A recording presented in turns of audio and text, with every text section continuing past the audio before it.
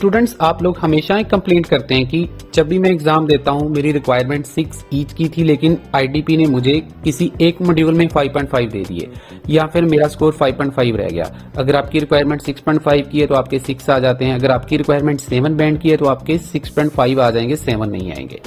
तो इस वीडियो में आपको हर एक सेक्शन के बारे में बताने वाला हूं कि क्यों आपका स्कोर नहीं आ रहा है। कुछ ऐसी गलतियां स्टूडेंट्स आप लोग करते हैं लेकिन आपको नहीं पता चलता, वो सारी गलतियां इस वीडियो में बताने वाला हूं। एक एक चीज आपके काम की होने वाली है, एक सेकंड के लिए भी वीडियो को मत स्किप कीजिएगा, बहुत ज्यादा बेनिफिशियल वीडियो जो रहने वाली है। ठीक है जी, तो चलिए आज की वीडियो स्टार्ट करते हैं। मैं हूं आपका दोस्त सतनाम और आप देख रहे हैं सतनाम सर आइल्स।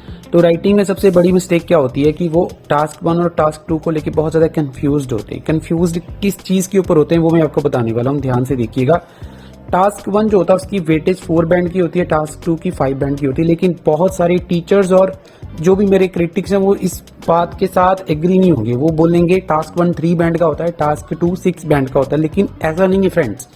मैंने आईडीपी के साथ जो सेशन अटेंड किए थे वहां पे हमने ये सारी चीज क्लियर करी थी। टास्क 1 आपका 4 बैंड का होता है, टास्क 2 जो होता है वो आपका 5 बैंड का होता है। तो आपको बड़े ध्यान से इस चीज को समझना है। बहुत सारे स्टूडेंट टास्क 2 के ऊपर ज्यादा जोर लगाते हैं। आई एग्री विद देम कि ज्यादा जोर लगाना चाहिए, उसकी वेटेज थोड़ी सी ज्यादा होती है, लेकिन हम टास्क 1 को भी इग्नोर नहीं कर सकते हैं।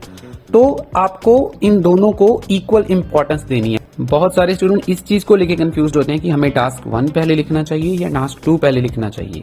तो मैं आपको एडवाइस करूंगा कि आपको टास्क 2 की स्टेटमेंट पहले रीड करनी चाहिए, ताकि आप लोगों के दिमाग में टास्क 2 की स्टेटमेंट अच्छे से समझ में आए, आपको उसके पॉइंट्स वगैरह बन जाए, और साथ साथ में आपको टास्क 1 स्टार्ट कर देना चाहिए। टास्क 2 में सबसे बड़ी गलती ये होती है कि टास्क 2 की स्टेटमेंट बहुत ज्यादा मिसअंडरस्टैंडिंग वाली होती है। चाहे वो सिंपल भी होती है लेकिन उसमें कुछ ऐसा ट्रिकी वर्ड उन्होंने डाला होता है जिसकी वजह से student agree disagree to what extent agree disagree के चक्कर में फंस जाते हैं। अब मैं इसकी डिटेल में नहीं जाना चाहता हूँ, ये वीडियो बहुत ज्यादा लंबा हो चुका है। आप मेरी पुरानी वीडियोस देख सकते हैं, मैं हर वीडियो में कुछ ना कुछ इसके बारे में बताता रहता हूँ आप लोगों को। टास्क 1 में सबसे बड़ी दिक्कत क्या होती है, टास्क 1 में आपको कुछ चीजों का ध्यान रखना होता है। कुछ ट्रेंड चार्ट होते हैं, कुछ कंपैरेटिव चार्ट होते हैं। अब ये जो स्क्रीन के ऊपर दिख रहा है ये ट्रेंड चार्ट है। ट्रेंड चार्ट क्या होता है, जब आपको data year wise, month wise, day wise दिया होता है, मिनट वाइज दिया होता है, तब आपका चार्ट जो होता है वो ट्रेंड चार्ट होता है। और ट्रेंड चार्ट में हम जो ट्रेंड के अकॉर्डिंगली जैसे इंक्रीज डिक्रीज वाली वगैरह आप यूज कर सकते हैं। जैसे ये वाला चार्ट आपको स्क्रीन के ऊपर दिख रहा है, इसको हम लाइन चार्ट की शेप बना सकते हैं। चाहे ये आपको बार चार्ट है लेकिन हम इसको लाइन चार्ट बना सकते हैं। लेकिन उसी प्रकार से अगर हम कंपैरेटिव चार्ट की बात करें तो इसको हम लाइन चार्ट की शेप नहीं दे सकते हैं, क्योंकि ये ट्रेंड चार्ट नहीं है। इसको अगर आप ऐसे लिखना चाहोगे, ऐसे अगर आप इसके लाइन चार्ट बनाओगे तो ये पूरी तरह से गलत हो जाएगा। आपको इसके लिए कंपैरेटिव एडजेक्टिव्स यूज करने हैं, higher, lower, double, triple, 2 times higher, 3 times lower. यहाँ पे तो एज ग्रुप भी दे रखे हैं। तो ये सारी वोकैबुलरी आपके लिए बहुत बहुत ज्यादा इंपॉर्टेंट होती है। आपको क्लास में इसकी बहुत अच्छे से प्रैक्टिस करके एग्जाम में बैठना चाहिए। नेक्स्ट जो हमारी मिस्टेक है उसकी तरफ हम बढ़ते हैं।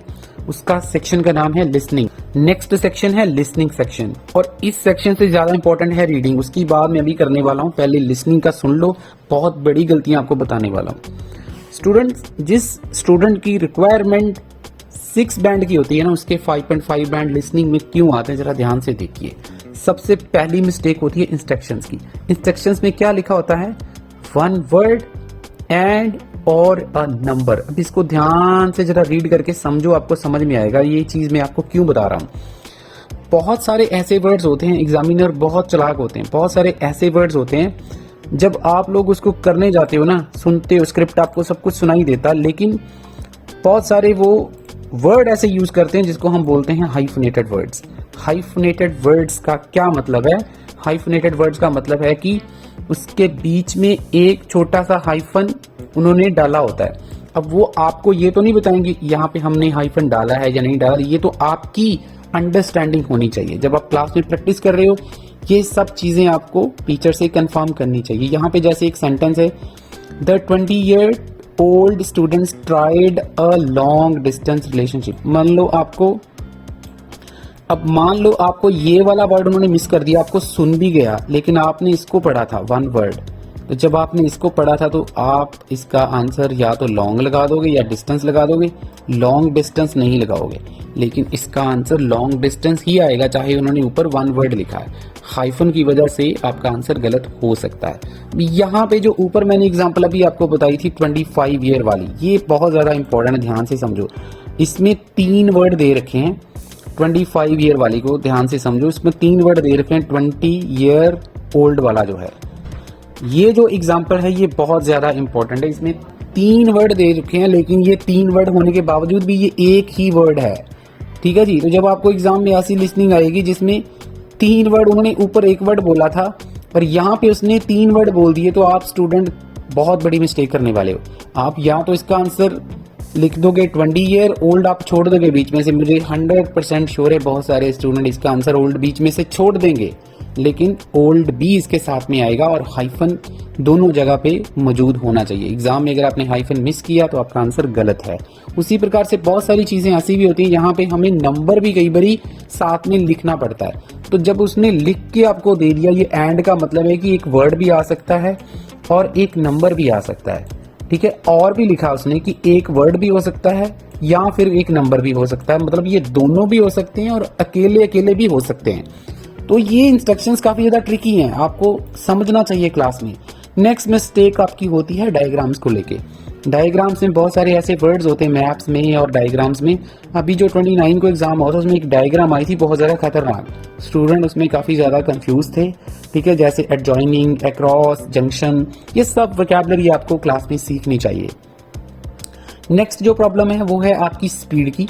स्पीड बहुत ज़्यादा इंपॉर्टेंट रोल प्ले करती है, स्पेशली 3rd और सेक्शन 4 में। थोड़ी सी जो स्पीड में कहूँगा उसको, जो फ्लुएंट होती है जो स्पीकर है, थोड़ा सा उसका जो बोलने का अंदाज होता है वो थोड़ा सा फास्ट होता है। तो आपको क्लास में थोड़ा सा लेवल बढ़ा के, इसका 3rd और 4th का ही आपको बढ़ाना है। फर्स्ट 2 सेक्शन की कोई ज़रूरत नहीं है, वो नॉर्मल पे ही प्रैक्टिस करना। बहुत ज़्यादा फास्ट करने भी कोई ज़रूरत नहीं है। आप लोग 1.25 के ऊपर प्रैक्टिस इसकी कर सकते हैं। और लास्ट मिस्टेक होती है आपके ट्रांसफ़र करने में। जब हम आंसर ट्रांसफ़र करते हैं, हमें आंसर तो सुन जाते हैं, लेकिन हम ट्रांसफ़र करते समय कई बारी एस और ईएस वगैरह की गलती कर देते हैं, या फिर कई बारी हमें ऑर्डर ही पूरे का पूरा गलत लिख देते हैं।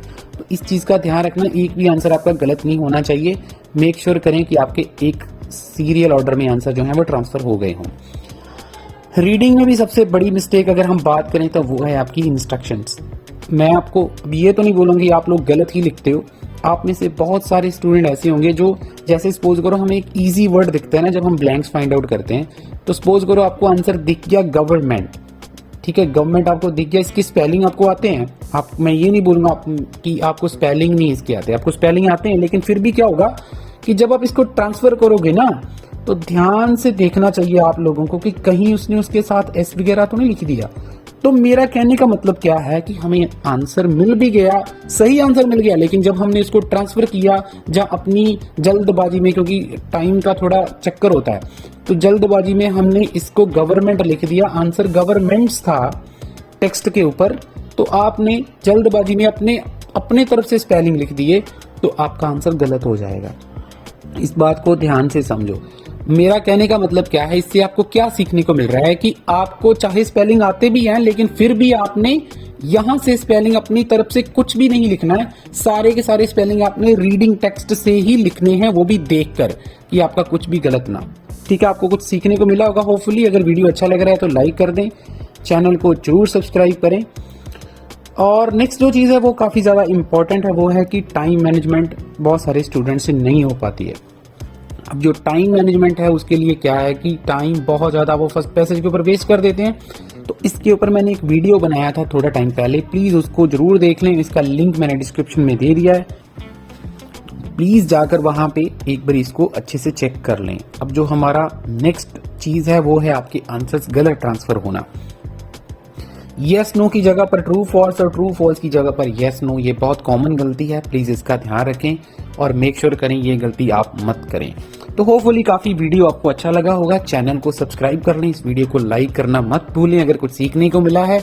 और मैं बताना चाहूँगा किसी स्टूडेंट को ऑनलाइन क्लासेस चाहिए, नंबर स्क्रीन के ऊपर है। आज का दिन आपके पास है अभी 1 घंटा, अगर आप में से कोई स्टूडेंट ज्वाइन करना चाहता है हमारी रीडिंग क्लास 600 रुपीज़ में 1 मंथ के लिए, तो नंबर स्क्रीन के ऊपर है, आप पेमेंट करके मुझे स्क्रीनशॉट मैसेज कर दीजिए।